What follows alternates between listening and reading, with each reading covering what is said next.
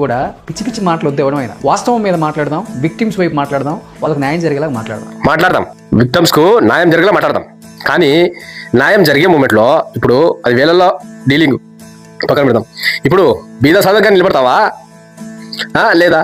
ఇప్పుడు వైష్ణవి కేసులో నిలబడినావా? మీరు వైష్ణవి కేసులో న్యాయం జరిపినారా? జరపలే. అది కానీ పక్కన పెడు. చిన్న పిల్ల, ఈ ఫోటోలు కనిపిస్తుంది, చిన్న పిల్ల, తండ్రి వచ్చేసి వాళ్ళందరినీ చంపేసి జైలుకు పోయినాడు. ఆ పిల్లగా తీయండి, ఈమె కన్నా నిలబడినావా? నిలబడలే. ఓకే, ఇక పక్కన పెట్టు.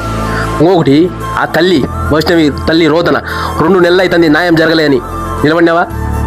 నిలబడలే. ఇప్పుడు ఇది వేలల కోట్లలో టీఆర్పీ పెంచుకోవచ్చని ఇప్పుడు వచ్చి మాట్లాడతాను. ఎక్కడి వరకు కరెక్ట్నా? ఎప్పటికైనా కానీ అన్న, బీదా సాధకు నిలబడి చేసినప్పుడు నువ్వు వాగ్దానం చేయి, నేను నిలబడతా, విక్టిమ్ కోసం న్యాయం జరుపుతా అని.